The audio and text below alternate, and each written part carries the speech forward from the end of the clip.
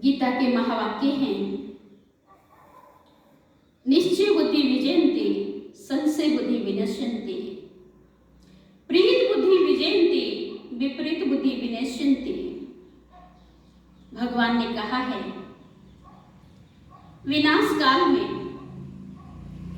जिसका परमात्मा के प्रति निश्चय होगा, विश्वास होगा, उसका विजय सुनिश्चित है। और विनाश काल में जिसका विपरीत बुद्धि होगा, परमात्मा के ऊपर जिसका निश्चय नहीं होगा, उसका विनाश सुनिश्चित है। मेरे जीवन में प्रैक्टिकल में मैंने परमात्मा के ऊपर बहुत निश्चय रखा। शुरू से अभी तक परमात्मा के भरोसे में जिया, परमात्मा के सहारे में जिया। जब हम ब्रह्मा कुमारी बनकर के पहली बार व्हाइट साड़ी, सफेद साड़ी पहन करके माउंट आबू में परमात्मा को मिलने के लिए गए थे, परमात्मा के साथ में मिलन मनाने के लिए गए थे, तो ओम शांति भवन में परमात्मा का अवतरण हो रहा था और दादी गुलजार जी के तन में स्वयं परमपिता परमात्मा अवतरित हुए। उस टाइम मेरे मन में मैंने संकल्प करके गई थी कि आज पहली बार मैं सफेद साड़ी पहन करके बाबा की बनी हूं, तो बाबा मुझे स्टेज पर बुलाकर मुझे मुलाकात करे, मुझे दृष्टि दे, मेरे अंदर शक्ति भरे और मुझे स्वीकार करे। तो बाबा की मुरली चालू हो गया। बाबा ने सभी बच्चों को मुरली के थ्रू मिले। उसके बाद सबको वरदान दिया। अनाउंसमेंट हुआ। बाबा के वाणी पूरा होने के बाद दादी प्रकाश मणि जी अनाउंसमेंट करती हैं कि दादी गुलजार जी की तबीयत ठीक न होने के कारण आज कोई भी स्टेज पर नहीं आएंगे और बाबा को भोग स्वीकार कराया जाएगा और विदाई दिया जाएगा। तब मेरे मन में बहुत हलचल शुरू हो गया। मैं ओम शांति भवन के स्टेज से थोड़े ही दूर सामने ही बाबा के बैठी हुई थी। बहुत उमंग उत्साह भरा हुआ था कि बाबा आज मुझे स्वीकार करेगा, सामने बुलाएगा। और ये तो दादी अनाउंसमेंट कर चुकी है कि आज कोई स्टेज में बाबा को मिलने के लिए नहीं आएंगे। उस टाइम बाबा हर एक को मिलता था, एक एक को सामने बुला करके, सबको हाथ मिला करके, दृष्टि दे करके, ड्राई फ्रूट्स दे करके सबको खुश करता था और हर एक की दिल की बात पूछता था। अब लास्ट जब मैं बैठी हूँ तब ये बात सुन करके मेरे मन में बहुत उथल पाथल होना शुरू हो गया। अंदर ही अंदर भगवान से मैं बात करूं, बाबा आज पहली बार मैं साड़ी पहनी और तेरे सामने आई सजनी बन करके और तू मुझे सामने नहीं मिलेगा, इतनी दूर से मिलेगा, मुझे असंतुष्ट होगा, मुझे संतुष्ट नहीं होने वाला है। अगर तो सत्य है और तुमने मुझे स्वीकार किया है तो तुम मुझे जरूर बुलाएगा। ऐसे ही सोचते सोचते अचानक फील हुआ जैसे मेरे शरीर हल्का हो रहा है और शरीर होती जा रही हूँ और बिल्कुल ही इतनी खुशी, इतनी उमंग उत्साह अंदर भर गया। बाबा मुझे दृष्टि देता जा रहा है और मैं अंदर गदगद होती जा रही हूँ।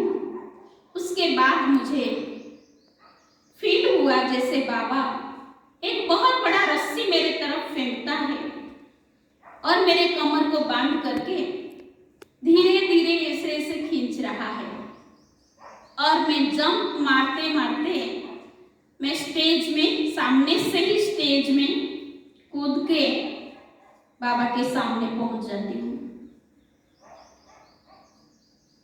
बाबा दृष्टि देता जा रहा है, मुस्कुराता जा रहा है, नजदीक बुलाता है। पास में जाती हूँ, बाबा दादी की तरफ, प्रकाशमणि दादी मोहिनी दीदी को देख करके मुस्कुराते हुए कहते हैं, ये बच्ची बाप का भी परीक्षा लेने वाली है। और दादी को ड्राई फ्रूट्स बाबा मांगते हैं, ड्राई फ्रूट्स लेकर के मेरे हाथ में देते देते कहते हैं, बच्ची विश्वास हुआ, बाप आया है। मेरे आंखों से प्यार के आंसू बहने लगे। मैं बहुत गदगद हो गई और अंदर ही अंदर कहा, बाबा मैं तेरा हो गई और तू मेरा हो गया। बाबा दृष्टि देते देते बहुत प्यार से कहा, आप बाबा का नाम रोशन करने वाली आत्मा हो, इसीलिए बाबा ने आपको बुलाया। पहला अनुभव मुझे परमात्मा का हुआ, तब से मुझे निश्चय बढ़ गया कि भगवान ने मुझे स्वीकार किया है, मुझे इस लाइन में आगे बढ़ने के लिए वरदान दे दिया है, तो मैं आगे बढ़ कर के ही दिखाऊंगी। उसके बाद मैं सेवा में लग गई। फालना आई, फालना से बाली, बाली से सागड़ी, सागड़ी सुमेरपुर, पिंडवाड़ा, स्वरूपगंज, हर जगह जाकर के हमने सेवा किया। उसके बाद देसुरी, नाडोल, खिवाड़ा, चारभुजा, रानी, चित्तौड़ तक पूरे एरिया में हर जगह कदम डाल करके उमंग उत्साह से सेवा को बढ़ाती गई। जब स्टार्टिंग में सागड़ी में पहली बार आई थी, तो सागड़ी में हमारे पास मकान नहीं था और मकान के लिए हम बहुत चारों तरफ घूमते रहे। कभी तो छोटा सा एक कमरा मिलता था, कभी तो मकान मिलता था पर बहुत सेवा के योग्य नहीं होता था। दूसरों के घर में भी रह करके सेवा करते थे। धर्मशाला में भी रह करके 2 साल तक सागड़ी राधाबाई धर्मशाला में हमने सेवा किया है, 2 साल रह करके। उसके बाद एक सुंदर से बिल्डिंग मिला सागड़ी में, जो जोधपुर राजा का दोस्त का घर था और उसको सागड़ी वाले कहते थे ये भूत बंगला है। बहन जी, ये भूत बंगला को नहीं लो, इसमें आप रह नहीं सकते हैं। हमने कहा भगवान ने दिया है, ये बंगला को हम जरूर लेंगे और सेवा करेंगे। बहुत सुंदर उसको सफाई करके हमने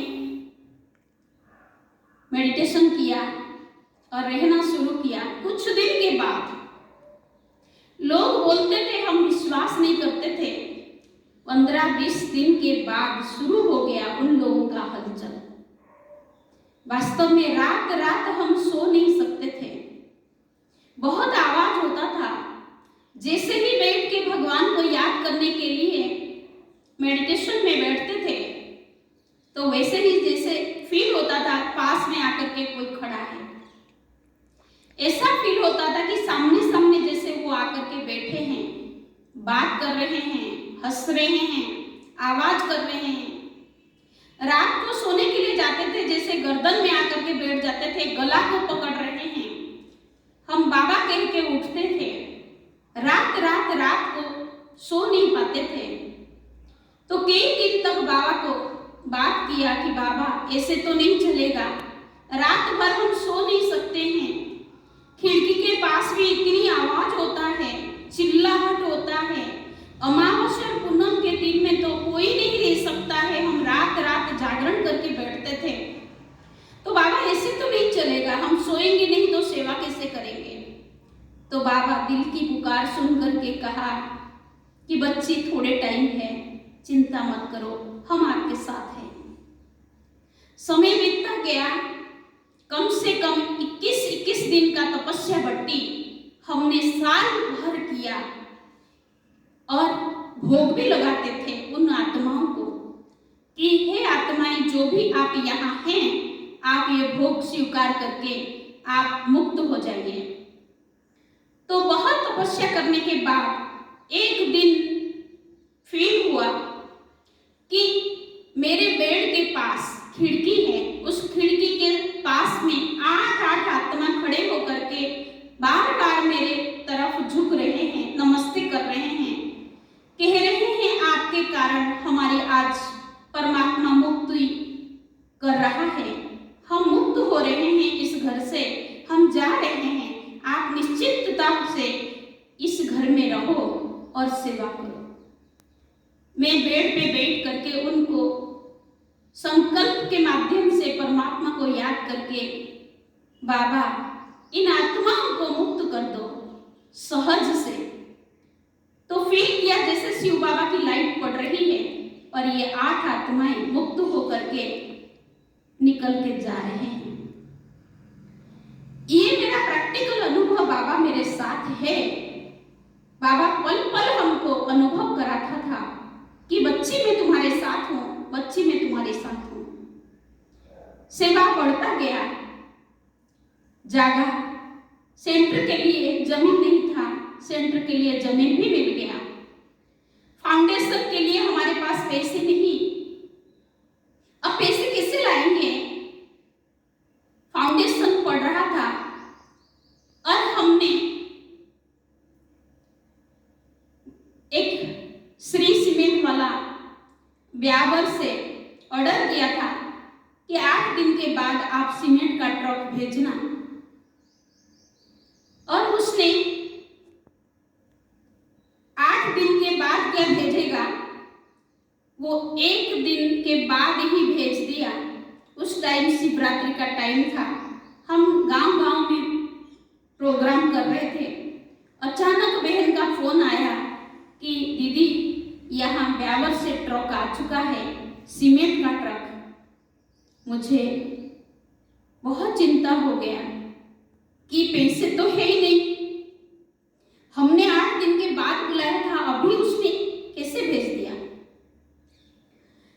तो हमने उसको फोन किया, भैया आज आपने कैसे भेज दिया? बहन जी आगे बहुत प्रॉब्लम है इसलिए हमने भेज दिया, आप पैसे दे दीजिएगा। मैंने कहा भैया पैसे तो है ही नहीं, पर मेरे मुख से कौन कह रहा है मुझे पता नहीं, और आखिर बाबा ही था, कह रहा है कि कल सुबह 10 बजे तक अगर आपके आदमी रहेंगे तो मैं जरूर उसको चेक दे दूंगी। अब पता नहीं कल 10 बजे तक कहां से पेमेंट आएगा।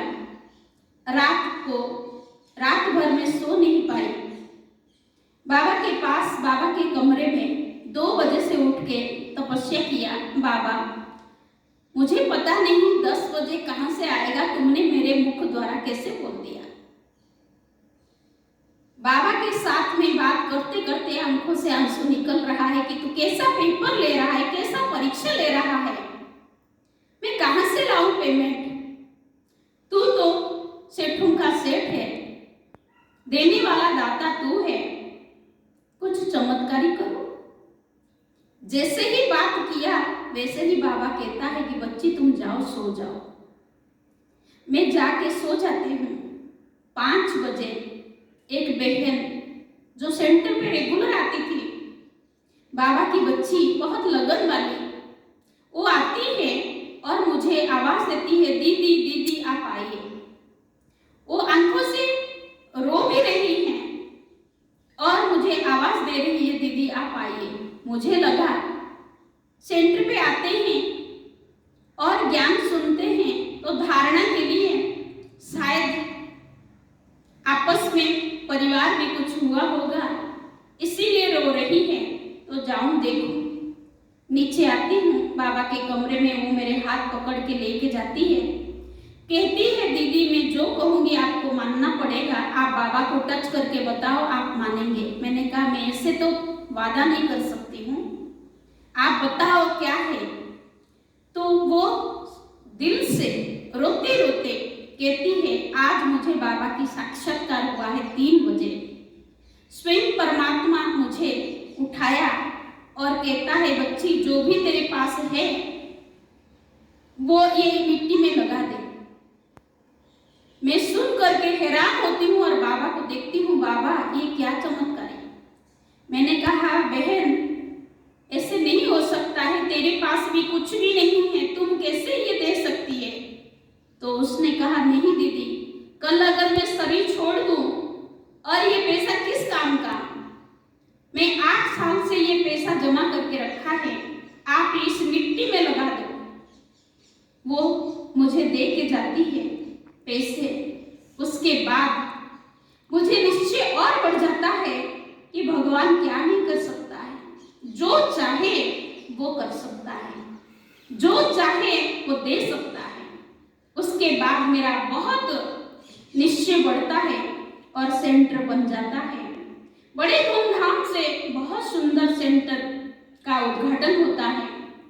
2008 में ओपनिंग होता है, दादी दीदियां आते हैं, ओपनिंग करते हैं। उसके बाद तीसरा निश्चय बुद्धि के बारे में मैं आपको बताऊं, मेरे तबीयत बिगड़ता जाता है। 2008 में मेरा तबीयत बिगड़ता जाता है। डॉक्टर के पास जाती हूँ तो कहता है स्वाइन फ्लू है।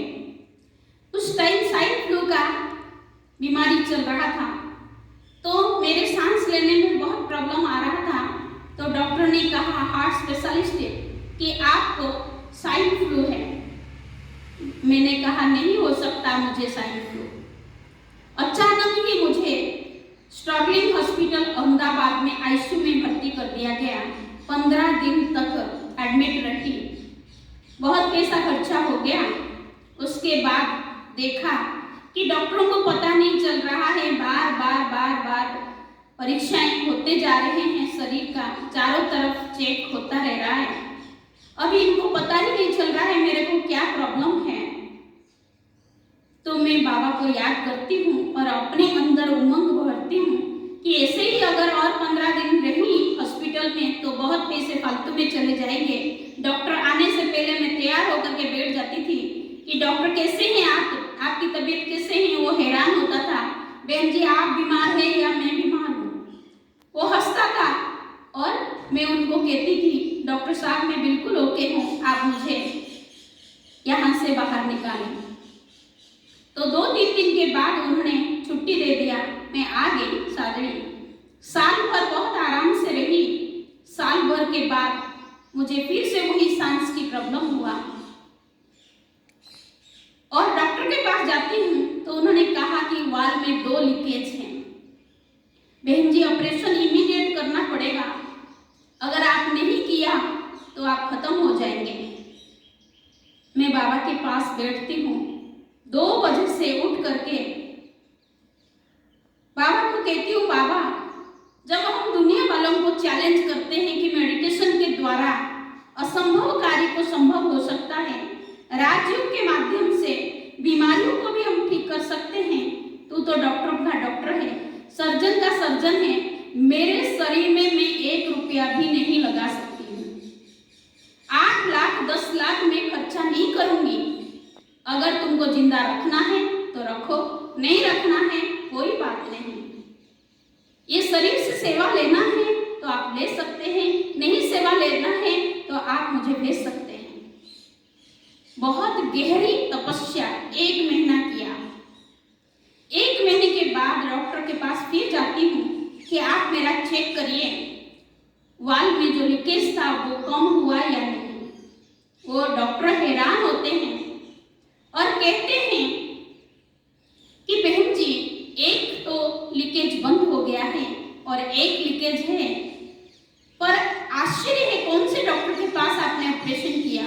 मैंने कहा बहुत बड़ा डॉक्टर है मेरे पास, और 1 महीने के बाद दूसरा भी ऑपरेशन है, हो जाने के बाद मैं आपको सुनाऊंगी। आ जाती हूँ फिर से दोबारा 1 महीने तक फिर से मेहनत करती हूँ। रात रात जागरण करके भगवान के साथ में, सुप्रीम सर्जन के साथ में बैठती हूँ। परमात्मा मेरा दिल का वाल्व का लीकेज ऑपरेशन करता है और ऑटोमेटिकली मैं ठीक हो जाती हूँ। फिर से डॉक्टर के पास जा करके चेक करती हूँ, दोनों लीकेज बंद हो गया है और मैं ओके हो गई हूँ।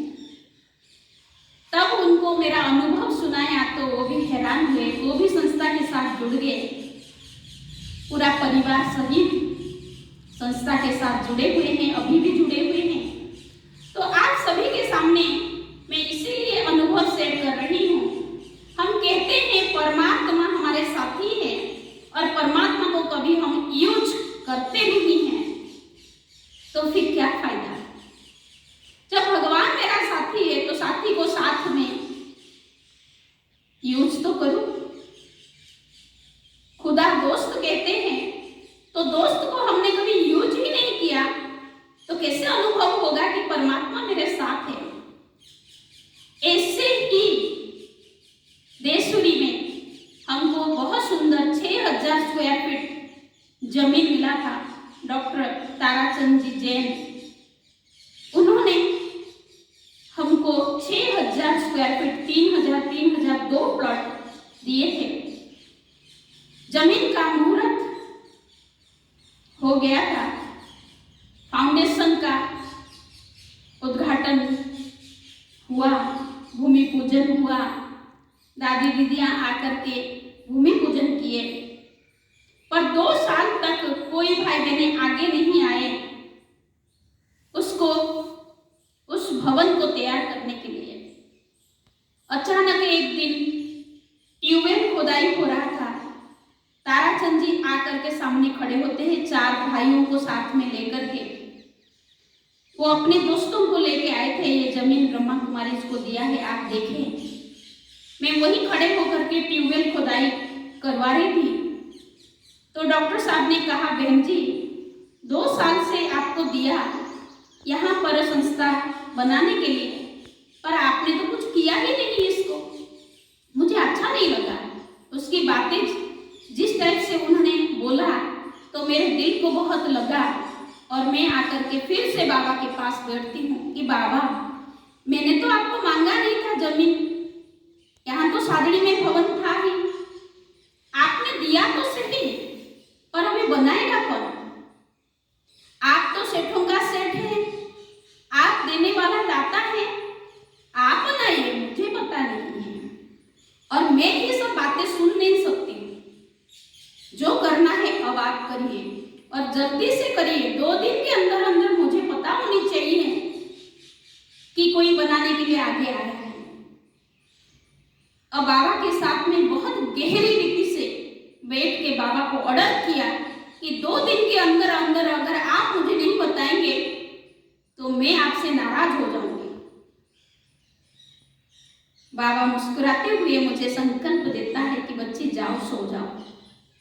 2 से 4 बजे तक योग किया, 4 बजे अमृत वेले मैं जाकर के सोती हूँ। 4:30 बजा है, सुबह 4:30 बजे मुझे एक फोटो बार बार आता है। जब भी बाबा मुझे कुछ साइन देने के लिए चाहता था तो बाबा का फोटो सामने आएगा बार बार, तो मुझे पता चल जाता था कि बाबा मुझे कुछ कहने के लिए चाह रहा है। इसीलिए मैं बाबा के कमरे में दौड़ के आती थी।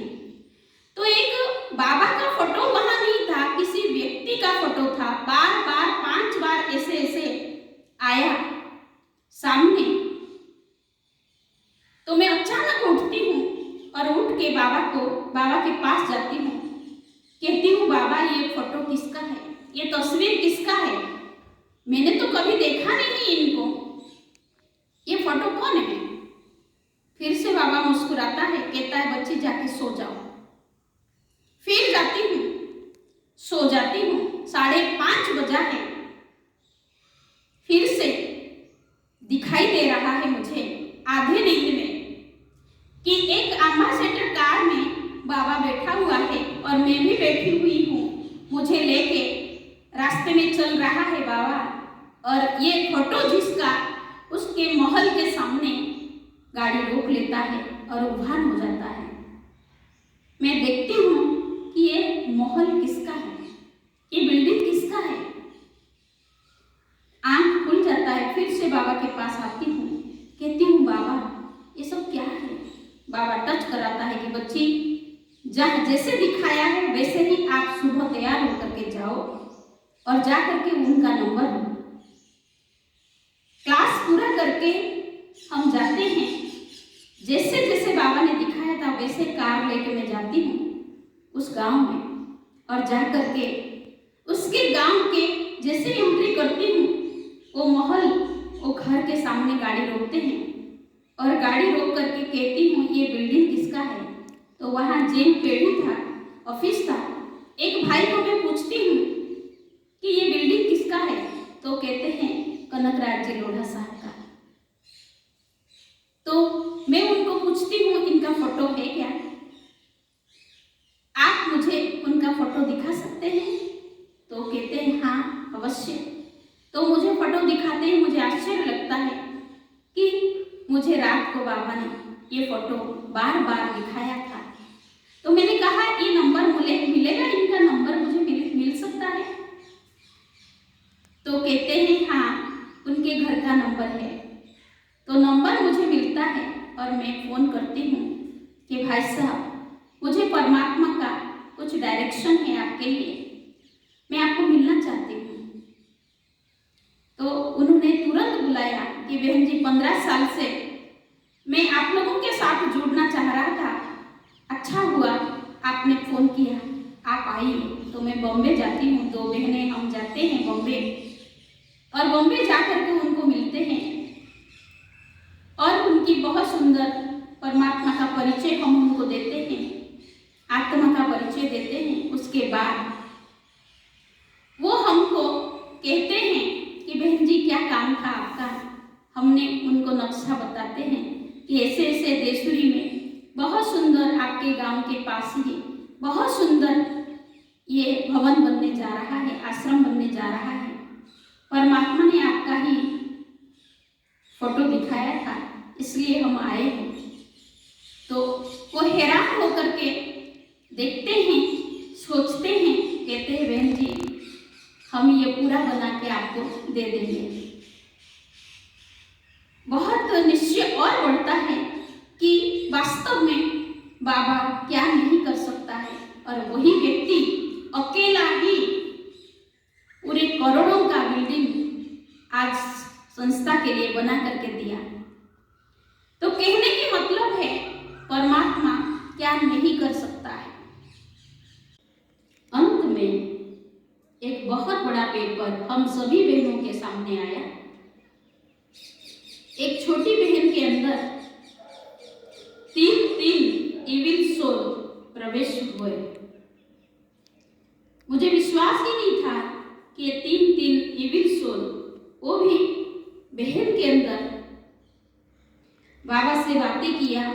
बाबा इतने बड़े पेपर कभी जिंदगी में नहीं सोचा कि ऐसा भी पेपर देना पड़ेगा, पर आपको ही साथ में रह करके पार करना पड़ेगा। 2 दिन के अंदर अंदर 2 आत्मा तो निकल गए, पर एक आत्मा रह गया था, वो भाई की आत्मा था। हमने बाबा को याद करके 1 महीना कैसे रहे हैं। अजपा जप क्या होता है, दिल से अजपा जप हम करते रहे। एक मेरा बाबा दूसरा न कोई। जब जब वो आत्मा आता था तब हम बहुत पावरफुल होकर के बाबा की याद में रहते थे, और 24 घंटा हम बाबा की याद में रहे। 1 महीना बिल्कुल ही नहीं सोया। सोना क्या होता है हमने देखा नहीं।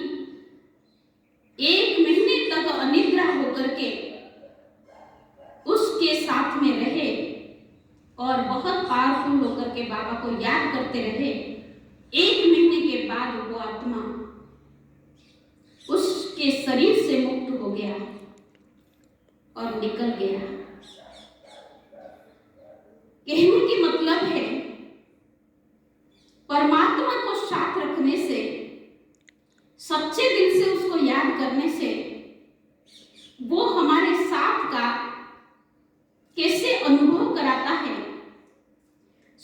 परमात्मा हमारा साथी है, वो साथ कैसे देता है वो हम अनुभव कर पाते हैं। ओम शांति।